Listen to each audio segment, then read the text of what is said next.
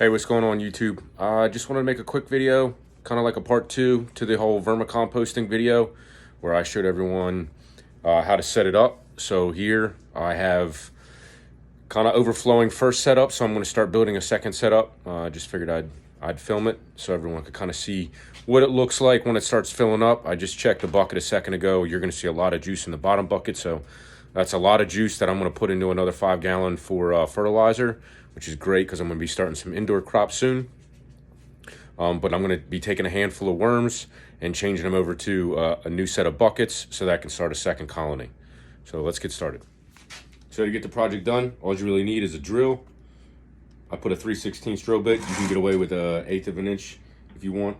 So that's what's going to go in the first buckets. You're going to have 3 buckets, 3 new buckets. 1, 2. These 2 buckets you're going to put holes in. The third bucket you're going to leave completely intact.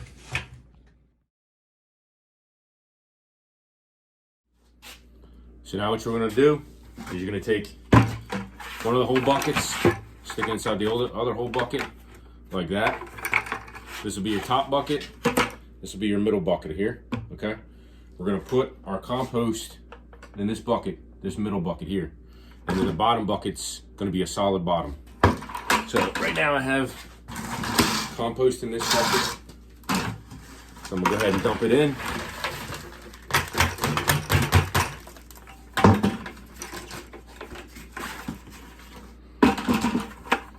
I have a little bit more from upstairs in the kitchen.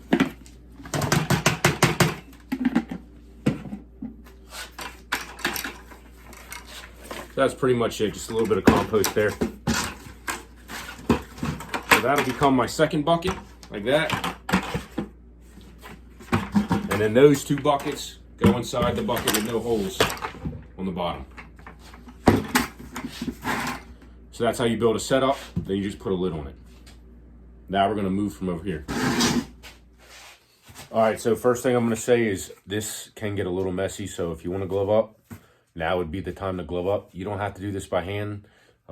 Normally I'll just take like a little scooper or something and put it across, but I wanted to be able to show you guys what the worms look like that are coming out of here. So before I put worms in the middle bucket, I'm gonna add a little bit of mushroom soil just to give them a little bit more matter to crawl through as I add compost in. So a couple handfuls of that, doesn't take much. Go ahead and put that top back on there. And then now for this part. So I have a couple buckets here. This bucket's so full of liquid, you'll see it's dripping out like crazy. Whew. Man, that is pungent.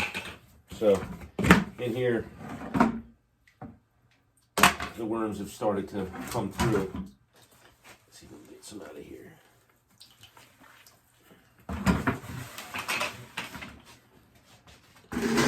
So you can see them. You can see them all in there, right? So all these different types of composting worms. What I'm gonna do is I'm gonna put 2 handfuls of these in there. And that should be enough to get this compost starting.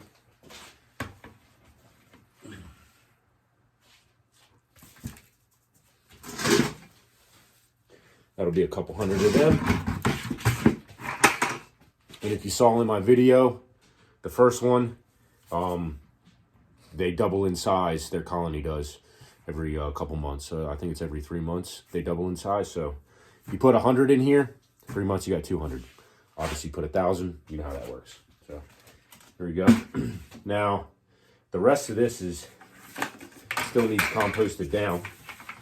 Let me get this camera flipped around so I can show you what it looks like.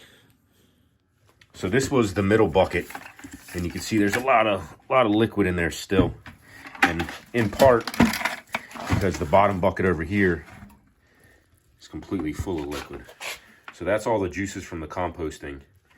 And I mean, let's see, give you an idea of how deep.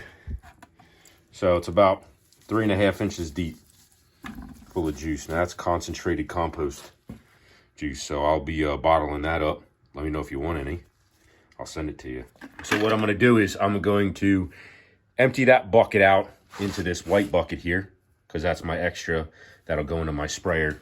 And then I'll put this middle one back on here, give that some relief so it can drain back down. And then we'll have the worms that are left in this compost, which there's quite a bit of them in here, that'll continue breaking down. Once this dries out, this will be completely composted, and most of the worms should be up in this top one now. So this will be ready to go out onto the garden. So that's pretty much it. That's it swapped over. The new bins, I'm going to put a little bit of mushroom soil in the top here and put a lid on it. But when I feed it the compost to break down all the food scraps and everything, I'm going to put it in the second bucket and then just put this back on top. Again, the material that's inside of here just allows the worms, once they're done composting everything in the second bucket, they'll crawl up into the first bucket. Once I see them in there, I'll know to start throwing stuff in there, and the bottom stuff's done. So pretty simple, pretty self-sufficient. Hope it helps you. Yeah, so obviously that doing the compost indoors isn't something that you're going to want to keep on a regular basis, but it's the wintertime in Pennsylvania right now, so the temperatures at night get to fluctuating pretty low. So when the temperatures are down near freezing and stuff, I definitely make sure that you keep those buckets in an area where it's not going to get frost or anything on the outside, because they're pretty small. It's not like they can go any deeper, so they'll just get frosted out and end up getting frozen and die. So I have a little out room attached to my workshop in the basement, so that's normally where I keep the buckets. I just brought them in here so that I could show you guys real quick in the shop exactly how to do that process. So the process, again, super simple. I just hope that just by showing you guys how to do it, it's something that you guys can see it's pretty easy to do, and definitely a way to keep some of the food scraps out of the landfills and out of the trash when it's really unnecessary.